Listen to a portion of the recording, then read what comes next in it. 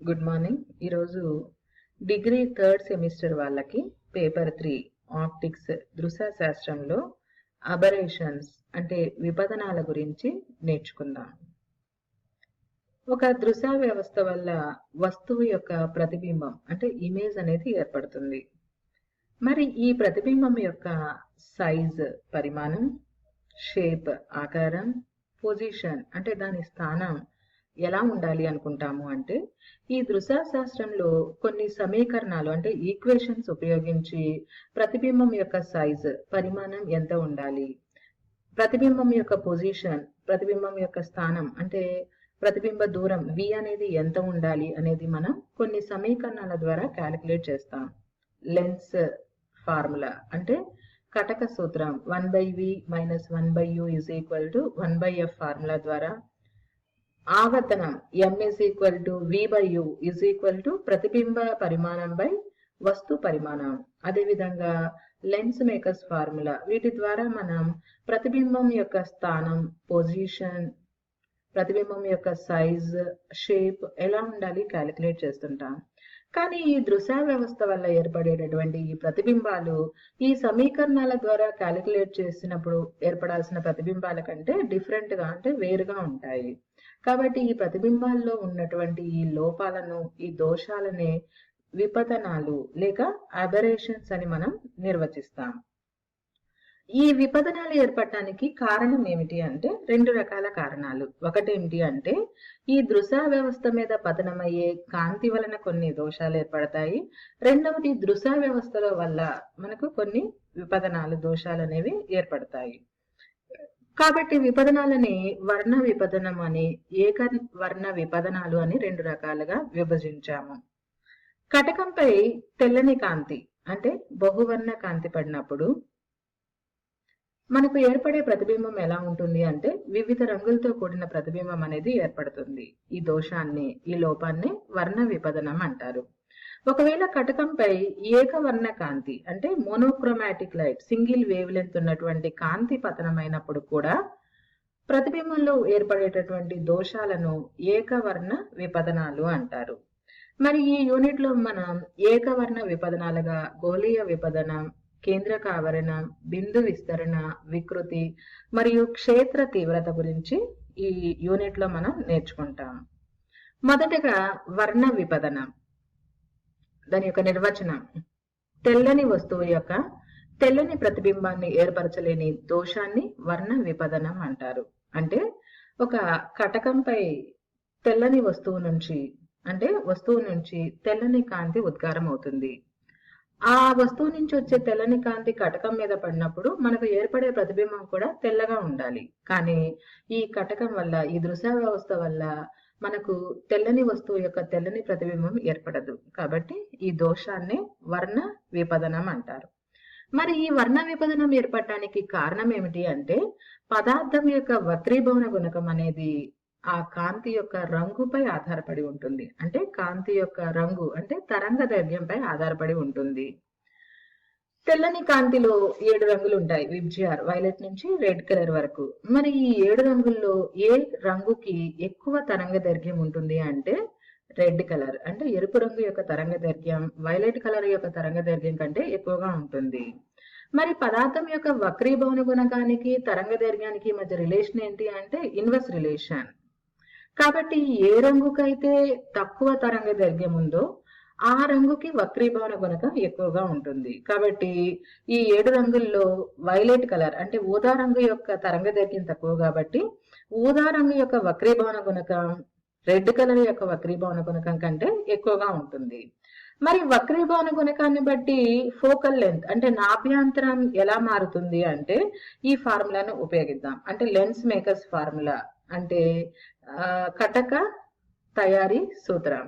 ఈ సూత్రం నుంచి 1/f కి μ - 1 × 1/r1 - 1/r2 అంటే ఇక్కడ నాభ్యంతరానికి, ఫోకల్ లెంత్ కి రిఫ్రాక్టివ్ ఇండెక్స్ అంటే వక్రీభవన గుణకానికి మధ్య రిలేషన్ ఎలా ఉందో చూడండి. ఇన్వర్స్ రిలేషన్ అంటే μ ఎక్కువ ఉంటే f తక్కువ ఉంటుంది, μ తక్కువ ఉంటే f ఎక్కువ ఉంటుంది. కాబట్టి ఇన్వర్స్ రిలేషన్ ఉంది కాబట్టి ఇక్కడ చూడండి ఈ ఫార్ములాలో μv > μr అంటే వైలెట్ కలర్ యొక్క వక్రీభవన గుణకం ఎక్కువ కాబట్టి రెడ్ కలర్ యొక్క వక్రీభవన గుణకం తక్కువ కాబట్టి దీనికి రివర్స్ గా నాభ్యంతరం ఉంటుంది. అంటే రెడ్ రంగు యొక్క అంటే ఎరుపు రంగు యొక్క నాభ్యంతరం వైలెట్ కలర్ నాభ్యంతరం కంటే రంగు యొక్క నాభ్యంతరం కంటే ఎక్కువగా ఉంటుంది. కాబట్టి కటకం మీద కాంతి కిరణాలు అంటే తెల్లని కాంతి పతనమైనప్పుడు మనకు ఏర్పడే ప్రతిబింబాలు ఎలా ఏర్పడతాయి అంటే రెడ్ కలర్ యొక్క కాంతి కిరణాలు ఫోకస్ అయ్యే దూరం అనేది వైలెట్ కలర్ యొక్క ఫోకస్ అయ్యే దూరం కంటే ఎక్కువగా ఉంటుంది అని మనం తెలుసుకోవచ్చు. ఈ విధంగా వర్ణ విపదనం ఒక కుంభాకార కటకంలో ఏ విధంగా ఏర్పడుతుందో మనం గమనిద్దాం. ఈ కుంభాకార కటకం మీద తెల్లని కాంతి సమాంతర కాంతి పుంజం ఈ విధంగా ఈ కటకం మీద పతనమైంది. ఈ తెల్లని కాంతి కటక పదార్థంలోకి ప్రవేశించినప్పుడు విక్షేపణం చెంది 7 రంగులుగా విడిపోతుంది. ఆ వక్రీభవనం ద్వారా ఈ ఎర్రని కాంతి కిరణాలన్నీ FR దూరంలో అంటే కటకానికి దూరంగా FR అంటే ఫోకల్ లెంత్ దూరంలో నాభ్యంతరం దూరంలో FR వద్ద కేంద్రీకరింపబడుతున్నాయి. అదే విధంగా ఈ ఊదా రంగు కిరణాలు అంటే వైలెట్ కలర్ రేస్ అన్ని కూడా కాంతి కిరణాలన్నీ కూడా కటకానికి దగ్గరగా FE అనే బిందువు వద్ద కేంద్రీకరింపబడుతున్నాయి. ఇక మిగతా కాంతి కిరణాలు అంటే విబ్జిఆర్లో వైలెట్ రెడ్ గురించి మనం మాట్లాడుకున్నాం. ఈ మధ్యలో ఉన్నటువంటి కాంతి కిరణాలన్నీ కూడా ఈ అక్షంపై ఈ విధంగా ఒక్కొక్క బిందువు వద్ద ఈ రెండింటి మధ్యలో ఫోకస్ కాబడి అంటే కేంద్రీకరింపబడి వాటి యొక్క ప్రతిబింబాలని ఏర్పరుస్తాయి. కాబట్టి తెల్లని కాంతి ఈ కటకంపై పతనమైనప్పుడు మనకు ఏర్పడే ప్రతిబింబం తెల్లగా ఉండకుండా ఎలాంటి ప్రతిబింబం ఏర్పడుతుంది అంటే వైలెట్ మొదలుకొని రెడ్ వరకు గల 7 వర్ణాలతో కూడినటువంటి వివిధ వర్ణాలతో కూడినటువంటి ప్రతిబింబం అనేది ఏర్పడుతుంది. కాబట్టి ఈ దోషాన్ని ఈ లోపాన్ని వర్ణ విపదనం అంటాం. మరి ఒక పుటాకార దర్పణంలో ఏ విధంగా వర్ణ విపదనం ఏర్పడుతుంది అంటే తెల్లని కాంతి పుటాకార దర్పణంపై పతనమైనప్పుడు కాంతి ఈ విధంగా డైవర్జ్ అవుతుంది. ఈ విధంగా బయటికి వెళ్ళిపోతాయి కాంతి కిరణాలు. వాటన్నిటిని ఈ విధంగా వెనక్కి ఎక్స్టెండ్ చేసినప్పుడు వైలెట్ కాంతి కిరణాలు ఇక్కడి నుంచి వస్తున్నట్టుగా ఎరుపు రంగు కాంతి కిరణాలు ఈ బిందువు నుంచి వస్తున్నట్టుగా మనకు కనిపిస్తాయి. మిగతా కాంతి రంగులన్నీ కూడా ఈ మధ్యలో బిందువుల వద్ద నుంచి కేంద్రీకరింపబడినట్టుగా వస్తున్నట్టుగా మనకు కనిపిస్తాయి. ఈ విధంగా తెల్లని కాంతి పుటాకార కటకంపై పతనమైనప్పుడు మనకు ఈ విధంగా ప్రతిబింబం FE మొదలుకొని FR వరకు వివిధ వర్ణాలతో కూడినటువంటి ప్రతిబింబం ఏర్పడుతుంది. కాబట్టి ఈ దోషాన్ని తెల్లని వస్తువు యొక్క తెల్లని ప్రతిబింబాన్ని ఏర్పరచలేనటువంటి దోషాన్ని వర్ణ విపదనం డిఫైన్ చేస్తాం, నిర్వచిస్తాం. ఇక ఈ వర్ణ విపదనాలను మనం 2 రకాలుగా డిఫైన్ చేస్తారు. ఒకటి అక్షీయ వర్ణ విపదనం, రెండవది అక్షలంబ లేక పార్శ్వీయ వర్ణ విపదనం అంటాం. వీటి గురించి మనం తెలుసుకుందాం. మొదటిది అక్షీయ వర్ణ విపదనం. దీని గురించి ఎక్స్ప్లెయిన్ చేస్తున్నాం చూడండి. ఇది ఒక కటకం, కుంభాకార కటకం. ఈ కటకం యొక్క ప్రధాన అక్షం ఇది, ఈ స్ట్రైట్ లైన్. ఈ ప్రధానాక్షంపై మనం తీసుకున్న వస్తువు O అనే బిందువు వద్ద ఉంది. ఇది బిందు వస్తువు, పాయింట్ సైజ్. ఈ వస్తువు నుంచి తెల్లని కాంతి కిరణాలు దేని మీద పతనం అవుతున్నాయి అంటే ఈ కటకం మీద పతనం అవుతున్నాయి. పతనమైన తర్వాత అవి విక్షేపణం చెంది 7 రంగులుగా విడిపోతుంది. ఈ 7 రంగుల్లో రెడ్ కలర్ ఎరుపు రంగు కాంతి కిరణాలు ఎక్కడ ఫోకస్ అవుతున్నాయో చూడండి, IR వద్ద కేంద్రీకరింపబడి ఇక్కడ తమ యొక్క ప్రతిబింబాన్ని ఏర్పరుస్తాయి. అదే విధంగా వైలెట్ కలర్ లైట్ రేస్ ఈ బిందువు IV వద్ద ప్రతిబింబాన్ని ఏర్పరుస్తాయి. మరి ఈ మధ్యలో కాంతి కిరణాలు వైలెట్ నుంచి రెడ్ వరకు విబ్జిఆర్ మిగతా కాంతి కిరణాలన్నీ కూడా ఈ ప్రధాన అక్షం మీద యాక్సిస్ మీద ఈ వైలెట్ నుంచి IV నుంచి IR వరకు ఈ మధ్య ప్రాంతంలో వివిధ బిందువుల వద్ద ప్రతిబింబాలను ఏర్పరుస్తాయి. కాబట్టి ఇక్కడ ఏం జరుగుతుంది అంటే బిందు వస్తువుని అక్షంపై ఉంచినప్పుడు ఈ కటకం యొక్క అక్షం మీద ఉంచినప్పుడు వివిధ వర్ణాలు అంటే రంగులు వైలెట్ నుంచి రెడ్ కలర్ వరకు వివిధ రంగులు ప్రతిబింబాలను ఎక్కడ ఏర్పరుస్తున్నాయి అంటే ఈ ప్రధానాక్షం మీద వివిధ బిందువుల వద్ద ఏర్పరుస్తూ ఉన్నాయి. ఇటువంటి విపదనాన్ని, ఇటువంటి దోషాన్ని మనం తీసుకున్నది బిందు వస్తువు. ఇమేజ్ ఎలా ఉండాలి, ప్రతిబింబం ఎలా ఉండాలి, బిందు ప్రతిబింబం ఉండాలి. కానీ ఇక్కడ ఎలాంటి ప్రతిబింబం ఏర్పడింది? అక్షం వెంబడి IV మొదలుకొని IR వరకు వ్యాపించి ఉన్నటువంటి వివిధ వర్ణాలతో వివిధ రంగులతో కూడి ఉన్నటువంటి విస్తరించినటువంటి ప్రతిబింబం అనేది అక్షం వెంబడి ఏర్పడింది.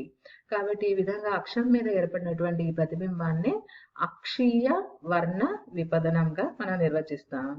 మరి దీన్ని ఏ విధంగా కొలుస్తాము అంటే డిఫరెన్స్ ఐఆర్ మైనస్ ఐవి, అంటే ఈ రెండు ప్రతిబింబాల మధ్య దూరాన్ని ఎంత దూరంలో విస్తరించి ఉన్నదో ఆ దూరాన్ని మనం అక్షీయ వర్ణ విపదనంగా డిఫైన్ చేస్తాం. ఐఆర్ మైనస్ ఐవి అంటాం.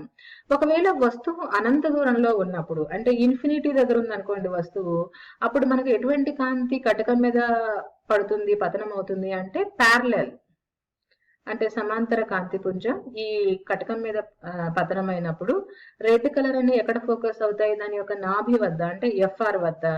అదేవిధంగా వైలెట్ కాంతి కిరణాలన్నీ ఎఫ్ఈ వద్ద కేంద్రీకరింపబడతాయి, ఫోకస్ దగ్గర నాభి వద్ద కేంద్రీకరింపబడతాయి. ఇప్పుడు వస్తువు అనంత దూరంలో ఉన్నప్పుడు. అప్పుడు అక్షీయ వర్ణ విపదానికి ఫార్ములా ఏంటి అంటే FR minus FE, FE FR, ఈ రెండింటి మధ్య దూరాన్నే మనం అక్షీయ వర్ణ విపదనంగా మనం నిర్వచిస్తాము. ఇక రెండవది అక్షలంబ లేక పార్శీయ వర్ణ విపదనం అంటాం. ఉదాహరణకి ఈ కటకం యొక్క ప్రధాన అక్షం ఇది. ఈ ప్రధాన అక్షం కింద మనం ఒక వస్తువుని తీసుకున్నాం. ఆ వస్తువు యొక్క సైజ్ ఏంటి అంటే ఏబి అనే వస్తువుని తీసుకున్నాం. ఈ ఏబి నుంచి వచ్చేటటువంటి తెల్లని కాంతి కిరణాలు కటకం మీద పడినప్పుడు విక్షేపణం చెంది 7 రంగులుగా విడిపోతాయి. వైలెట్ నుంచి రెడ్, విబ్జిఆర్. సో దీంట్లో రెడ్ కలర్ కాంతి కిరణాలు ప్రతిబింబాన్ని ఎక్కడ ఏర్పరిచాయో చూడండి, ఇది ఏఆర్ బిఆర్. అదే విధంగా వైలెట్ కలర్, ఇక్కడ మనం బ్లూ ఇండికేట్ చేసాం. బ్లూ కలర్ యొక్క ఇమేజ్ ప్రతిబింబం ఎక్కడ ఏర్పడింది అంటే ఏబి బిబి దగ్గర ఏర్పడింది. సో మీరు ఈ డయాగ్రామ్ ని కొద్దిగా గమనించినట్లయితే, మీరు పరిశీలించినట్లయితే మనం గమనించేది ఏమిటి అంటే రెడ్ కలర్ ప్రతిబింబం అనేది బ్లూ కలర్ ప్రతిబింబం కంటే పెద్దదిగా ఉన్నది. అదే విధంగా మిగతా రంగులన్నీ, విబ్జిఆర్ లో మిగతా రంగులన్నీ కూడా ఈ మధ్యలో వివిధ పరిమాణాల్లో ఉన్నటువంటి ప్రతిబింబాలని ఏర్పరుస్తాయి. ఎలా ఏర్పరిచినాయి? అక్షానికి లంబంగా, ప్రధాన అక్షానికి లంబంగా ప్రతిబింబాలను ఏర్పరిచినాయి. వివిధ పరిమాణాల్లో రెడ్ కలర్ ఎక్కువ పెద్దదిగా, బ్లూ కలర్ చిన్నదిగా, నెక్స్ట్ కలర్ ఇంకొద్దిగా పెద్దదిగా, ఈ విధంగా వివిధ పరిమాణాల్లో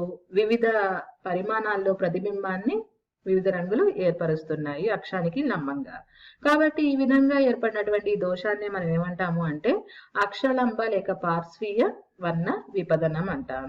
మరి దీన్ని ఏ విధంగా కొలుస్తాము అంటే డిఫరెన్స్, అంటే రెడ్ కలర్ ప్రతిబింబం యొక్క పరిమాణానికి బ్లూ కలర్ లేదంటే violet colour, so violet colour యొక్క ప్రతిబింబం యొక్క పరిమాణానికి మధ్య డిఫరెన్స్, ఆ రెండు సైజెస్, ఆ ప్రతిబింబ పరిమాణాల మధ్య తేడా ఏదైతే ఉన్నదో దాన్ని మనము అక్షలంబ లేక పార్శీయ వర్ణ విపదనం యొక్క మెజర్మెంట్ గా తీసుకుంటాం.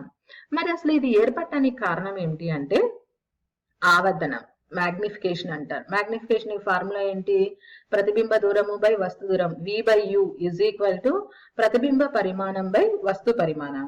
మరి మనం ఇక్కడ చూసినట్లయితే రెడ్ కలర్ యొక్క ప్రతిబింబ దూరం, ఇమేజ్ డిస్టెన్స్ అంటాం చూడండి, కటక కేంద్రం నుంచి రెడ్ కలర్ ఇమేజ్ ఏర్పడిన దూరాన్ని ప్రతిబింబ దూరం అంటాం. సో ఈ డయాగ్రామ్ లో రెడ్ కలర్ యొక్క ప్రతిబింబ దూరం కంటే బ్లూ కలర్ యొక్క ప్రతిబింబ దూరం ఎలా ఉంది అంటే తక్కువగా ఉంది. రెడ్ కలర్ యొక్క ప్రతిబింబ దూరం ఎక్కువగా ఉన్నది. సో ప్రతిబింబ దూరం ఎక్కువగా ఉంటే ఆ ప్రతిబింబం యొక్క పరిమాణం కూడా ఎలా ఉంటుంది? ఎక్కువగా ఉంటుంది, ఎందుకంటే ఈ ఫార్ములా ప్రకారం. సో ఆవర్ధనం యొక్క ఈ ఫార్ములా నుంచి మనం ఏమని చెప్పచ్చు అంటే ఏదైతే ఎక్కువ దూరంలో ప్రతిబింబాన్ని ఏర్పరిచిందో దాని యొక్క పరిమాణం ఎక్కువగా ఉంటుంది. కాబట్టి ఈ ఫార్ములాను ఉపయోగించి మనం ఏం చెప్పచ్చు అంటే రెడ్ కలర్ యొక్క ప్రతిబింబం యొక్క పరిమాణం బ్లూ కలర్ లేదా వైలెట్ కలర్ ప్రతిబింబం యొక్క పరిమాణం కంటే పెద్దదిగా ఉంటుంది. కాబట్టి ఈ పరిమాణాల్లో ఉండేటటువంటి ఆ తేడాన్ని, ఆ డిఫరెన్స్ ని మనం అక్షలంబ లేక పార్శీయ వర్ణ విపదనం అంట. దానికి ఫార్ములా ఏంటి అంటే ARBR, size of red image minus size of violet colour image గా తీసుకుందాం. ఇది అక్షానికి లంబంగా ఏర్పడింది కాబట్టి దీన్ని అక్షలంబ వర్ణ విపదనంగా మనం నిర్వచిస్తాము. దానికి కారణం ఏమిటి అంటే ఆవర్ధనంకి సంబంధించినటువంటి ఈ ఫార్ములాని బట్టి ఇది ఎందుకు ఏర్పడుతుందో మనం ఎక్స్ప్లెయిన్ చేయగలుగుతున్నాం. సో ఈ విధంగా మనం ఈరోజు ఈ క్లాస్ లో మనం వర్ణ విపదనాల గురించి, ఆ వర్ణ విపదనాల్లో ఉన్నటువంటి 2 రకాలు అక్షీయ వర్ణ విపదనం మరియు అక్షలంబ వర్ణ విపదనాల గురించి నేర్చుకుందాం. Thank you.